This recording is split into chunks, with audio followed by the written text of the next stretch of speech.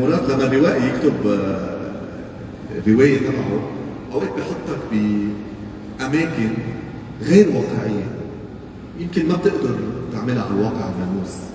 لما بدك تيجي تحول هيدا الروايه للفيلم، قديش بتضطر وقت تغير اماكن اللي وين عم بيصيروا الاحداث، انك تغير كمان الاحداث اللي عم تصير. بعض الكتاب عندهم موهبه الكتابه، بعضهم ما عندهمش معلومات عن الانتاج. انا كان حظي كويس ان انا مع المخرج مروان حامد في صداقه كانت بتسمح لي دايما ان انا اتواجد في جلسات الانتاج وجلسات الاخراج بتاعته. فهنا النهارده خلاني افهم قوي انه ممكن حدث مكتوب حلو جدا ولكن تكلفته الانتاجيه واخده ربع الميزانيه لوحدها، ومع ذلك لو غيرنا الحدث ده الى مكان تاني ابسط ممكن نستفيد بالفلوس دي في حاجه ثالثه. هي مين اللي بيفصل بقى؟ لا الانتاج ولا انا. اللي بيفصل حقيقه الامر هو ان المكان ده ما ينفعش يتصور غير فيه. يعني انا عندي 8 غرب مثلا في الفيل الازرق، فانا عندي مكان لازم يكون فيه 8 غرب موجود كمستشفى. ما اقدرش يقول لي مثلا ما تخليهاش مستشفى، ما ينفعش ابوظ الموضوع. فانا هنا من هنا لازم اقول له لا احنا متمسكين بالمستشفى، فنقدر بقى نبنيها نعملها نروح نأجر مكان اوكي. لكن في حفله في تراب الماس مثلا كانت معموله حفله هيوج جدا في فندق، اضطريت ان انا اخدها الى روف بسيط مبسط الامكانيات علشان احط الفلوس دي في الجرافيك بتاع الغراب بتاع الارض مثلا. فكل ما هو نقدر نعمله كومبرومايز عشان نشتغله ونوفره بنقدر نحطه في حاجه ثانيه. مش هقول سر بس هو سر. الراجل ده النهارده عنده استعداد شديد ينزل اجره لصالح الفيلم ويعمل تنازلات عشان الفيلم يعلى كجرافيك وكانتاج وككده، لانه مهتم بالكواليتي والسوق كله عارف المعلومه دي عنه. مش بيهتم بالحقيقي. انا رجعت ندمت دلوقتي. يعني لو ما كنتش عملت كده كان زمان الواحد ممكن يكون مبطل دلوقتي ومرتاح والدنيا حلوه. لا بس هو فعلا المشاهد دلوقتي، وانا بقولها دي ويمكن دي للمره المليون انا بقول الموضوع ده، المشاهد دلوقتي بقى ماسك جهاز تليفون او جهاز ايباد. التليفون ده والايباد ده ممكن باي لحظه في اي مكان تقدر تتفرج على اي حاجه في العالم كله. فايه اللي هيخليك تتفرج على احمد عز او على احمد مراد؟ يعني انت هتجيلي ليه؟ هتتفرج الا لو انا قدمت لك حاجه بنفس المستوى بنفس الليفل ده. احنا في الاخر في عالمنا بنبقى محكومين بمنتج هيصرف 10 جنيه علشان الفيلم يجيب 12 جنيه فهو يكسب ال 2 جنيه ده وكلنا نتراضى. الفن بالنسبه للكاتب وبالنسبه للممثل عمره ما كان ماده، هو طموح انت عايز تحققه. فاحنا بالنسبه لنا الماده بتبقى في الاخر. يعني انا ممكن اعمل فيلم واثنين وعملتها والله كتير ما اخدش فيه اجر مقابل ان الفيلم ده يتعمل بالشكل اللي يخليني ما حدش يقول ان الفيلم بتاع الخواجه احسن من فيلمي. انا عندي المشكله دي دايما ان يقول لك ايه؟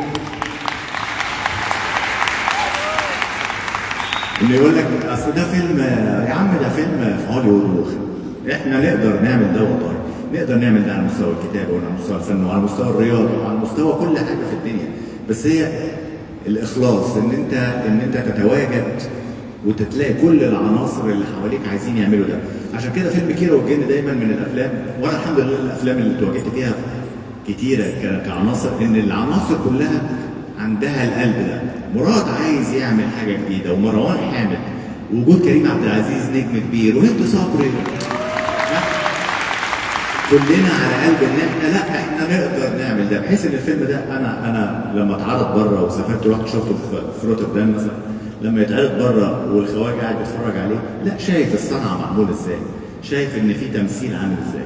ما بقللش من نوعيه الافلام الثانيه، بس لازم يبقى عندنا ده ولازم يبقى عندنا. هيدي الحاله اللي حكي عنها انك اوقات تتنازل عن اجرك مقابل انك تطلع فيلم، قديش بتحصل ما بعرف كل 10 سنين؟ والله من ساعه لما ابتديت لحد دلوقتي من ملاك اسكندريه والله العظيم، من ملاك اسكندريه والمنتجين الاساتذه اللي ليهم فضل عليا طبعا لحد النهارده. لو سالت اي حد لم اتقاضى اجري كاملا في ولا عمل من الاعمال دي من ساعه لما ابتديت كبطل اتقدمت سنه 2004 حتى يومنا هذا.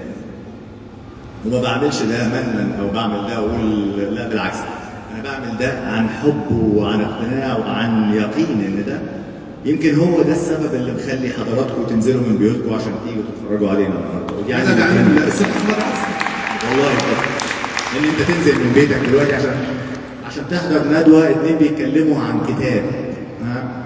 في الزمن ده انا شايف ان تمدن وثقافه الدول ان كل لما الاعداد دي تكتر وكل لما معارض الكتب والروايات تكتر وان يبقى فيه مناقشه ندوه ومناقشه ادب وان المكان ده يبقى استاد والاستاد ده يبقى مليان، احنا كده ماشيين صح.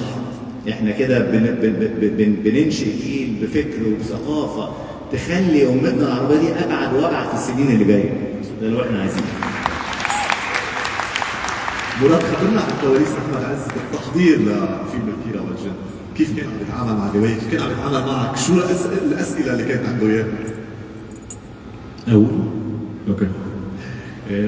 اولا هو فنان قلوق جدا جدا، قلوق جدا على الشغل. يعني هو بيحب يسال وبيحب يحضر قوي، والاحساس بتاعه في الشغل نابع منه انه هو ككاركتر بيحب قوي يدور على الاماكن اللي بتلمس الناس بشكل كويس. احمد كان دايما حريص على الاماكن اللي فيها كمان كوميديا. لسه بنتكلم احنا بره ان المنطقه اللي فيها دايما حاجه بتضحك الناس بتجري مع الناس بشكل كويس. كان بيبحث دايما عن الممثل بيبان. بالنسبه لي انا مروان بنميزه ازاي؟ في ممثل بيمسك النص يقراه يقوله على الشاشه، وفي ممثل بيوصل بيطلع حاجه ثانيه خالص. يعني لو لاحظت مثلا المشهد بتاع هو وهند صبري وهو بيعكسها في الشارع، بص تعبيرات وشه وهو بيحاول يعني يحسبها. مثلا لما بتقول له غبريال فبدا يحس ان هو بيحاول يحسبها في دماغه. الحاجات دي ما بتبقاش مكتوبه قد ان هو طلع من الجمل حاجات خطيره. بعدين ده راجل مش موجود كتير في الوسط لسبب بسيط. اولا الراجل ده بينام بدري، بيحب الرياضه، ما بيدخنش، بيلعب رياضه كويس قوي، ويوم التصوير بيبدا عنده من قبل التصوير ب3-4 ساعات بيروح الجيم يظبط نفسه. وكان الفتنس اللي موجود ده نافع جدا في فيلم اكشن زي كده والجن لانه عمل معارك كتير قوي. فبيدخل شغله قوي، بيسال كتير جدا، والسؤال هنا شرعي مش سؤال مزعج. يعني بيسال لانه عايز يعرف هو ليه لابس كده وليه بيعمل كده وهيقول ايه. الحاجه كمان اللي كانت صعبه من وجهه نظري هي التعود على اللهجه او اللكنه القديمه بتاعت مصر والالفاظ القديمه، لان هو لازم يقولها صح.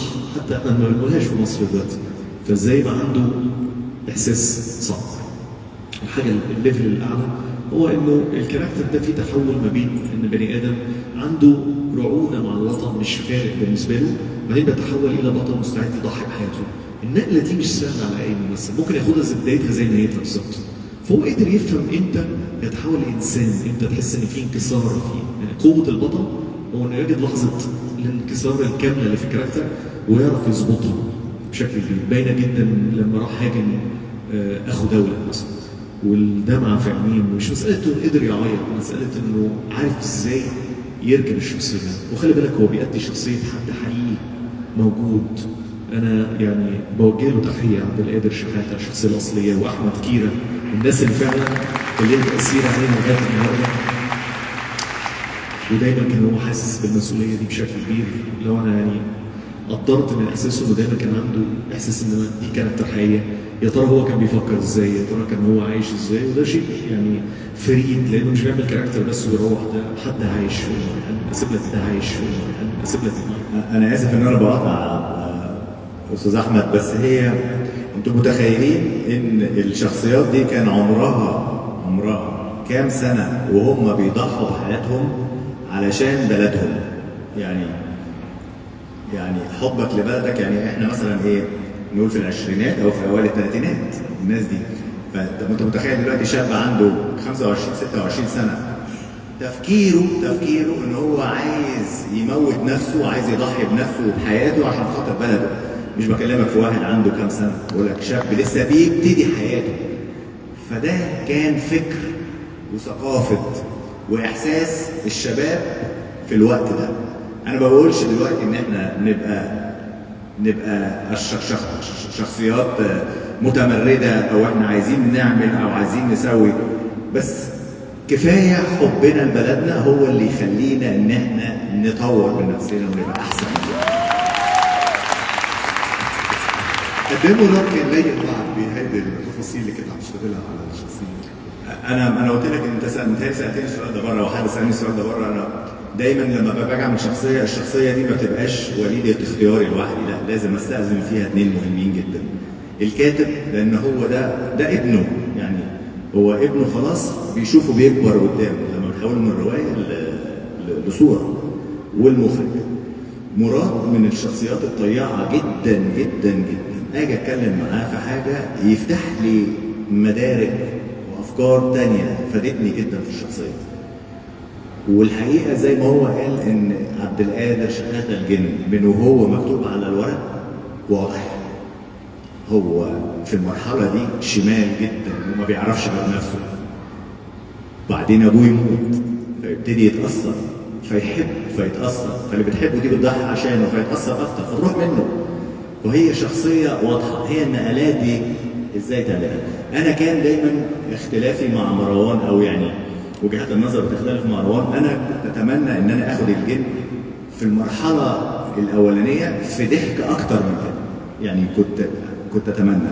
وده انا شويه بحس الشباك، يعني يمكن دي ملكه اتعلمتها من استاذنا الكبير الزعيم عادل امام اللي وحشنا،